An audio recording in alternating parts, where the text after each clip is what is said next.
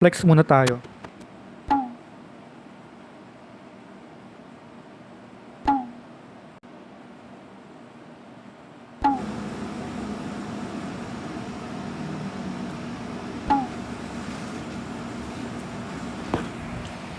Six months after ko mabutasan noong December 2 and December 3 of 2025. So, ito yung mga na-observe ko sa 6 months healing process ng nipple piercing ko. Una, question number 1. Masakit ba magpa-nipple piercing? Rate from 1 to 10. Para sa akin, 10 talaga. Lalo na yung unang tusok ng karayom, yung habang pinapasok yung karayom. Ganun kasakit. As in, ganun talaga ako. So, sobrang sakit talaga. Parang, siguro mas masakit pa siya sa tunnel.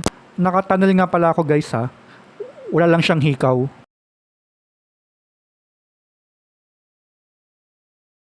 Ayun. So, 10 out of 10 yung sakit.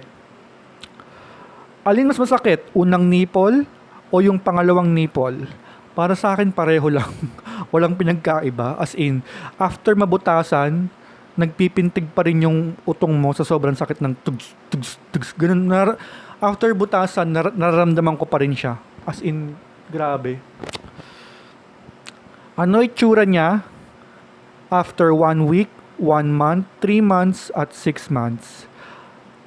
And usually, yung first 1 week niya, frequent yung pagdugo. As hindi naman siguro frequent, siguro may mga times na dumudugo siya bigla, so kailangan mo siyang punasan.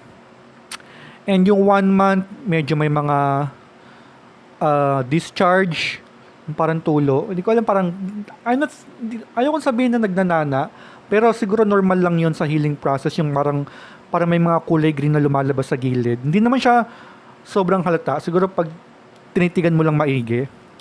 Tapos yung 3 months, yun yung naglalangib na siya.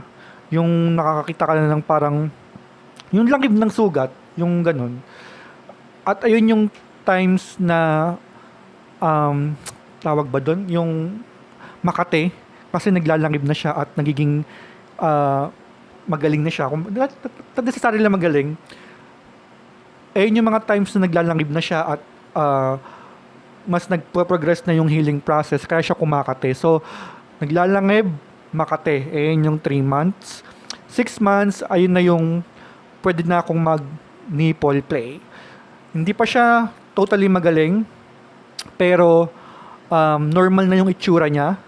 So, pwede niyo siyang dila-dilaan, ganun-ganunin, nipple play, yun. Alam mo yung mga ganun, yung sexual things tungkol sa nipple. Ayun. Pwede na siyang ganun-ganunin. Yung ganun. Ayun. And, gaano katagal ang healing process ng nipple piercing? Sabi ng mga tattoo artist na nagbutas sa akin, kasi nga 'di ba magkaibang tattoo artist yung nag-pierce sa akin. Yung isa lalaki, yung isa babae. And ang sabi nila is matagal daw talagang gumaling yung nipple piercing. Usually 1 year ang pinaka masasabing fully healed na talaga siya. Nagkaroon ba ng infection? So far, hindi naman ako nagkaroon ng infection sa nipple piercing. And paano ba to malinis? So, meron akong saline spray na nilagay ko sa maliit na alcohol na bote na ini-spray. At yun, ini-spray ko yung magkabilang utong ko. Yun na yun.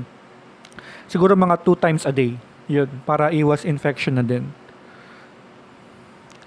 Sumasabit ba sa damit? Yes, sumasabit sa damit. Pero hindi naman siya nahihila. Kumbaga, naramdaman mo lang na medyo sumasabit. Lalo na yung itong gym outfit ko. Madalas, nararamdaman ko na medyo nauusog niya yung hikaw. Kasi, ano to eh, ang tawag sa gantong t-shirt, parang muscle shirt ba to yung ganito? Yan, minsan gumaganin siya, ayan o. Yan. Usually pag nasasagi siya ng ng sando ko, na-arouse ako, nakakadagdag libog. Siguro dahil yung kiliti ko is sa nipples talaga, tinitigasan ako. Nagbago ba ang sensitivity ng nipples mo. Yes, mas sensitive siya kasi yung bakal, ito, yung bakal kasi, ano siya, madali siyang tablan ng lamig. So, pag naka-aircon ako or pag malamig yung lugar, nararamdaman ko na malamig yung utong ko. Worth it ba siya after 6 months? Yes, worth it na worth it. Lalo na, ewan ko, mas dumagdag yung confidence ko. Kasi, yes, malaki yung, ano ko, yung braso ko. I mean, not necessarily malaki. Like, hindi ako maskulado. Nagkakamasal ako dito. Siyempre, yung insecurities ko, yung chan ko. And, dahil doon, nahihiya akong maghubad ng damit kahit nag-workout ako. Kasi nga yung chan ko, medyo may kalakihan din naman.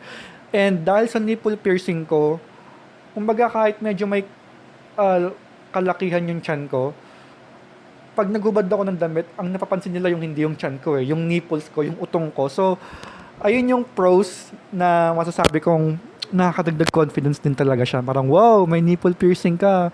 Nag-alter ka ba? Parang may mga ganun na talaga na nagsasabi na para daw akong nag-alter, porn star daw yung dating, para daw akong gay porn star, gano'n, yung mga alter daw sa Twitter. Ganun daw yung datingan ko. Which is, nakaka-flatter, ibig sabihin ng hot ko pala. Ayun. And, cons, wala akong maisip na cons eh. Wala. So far wala akong naisip na cons. Wala. Regrets, wala akong regrets. So, ayun lang yung update ko sa first 6 months ng nipple piercing journey ko.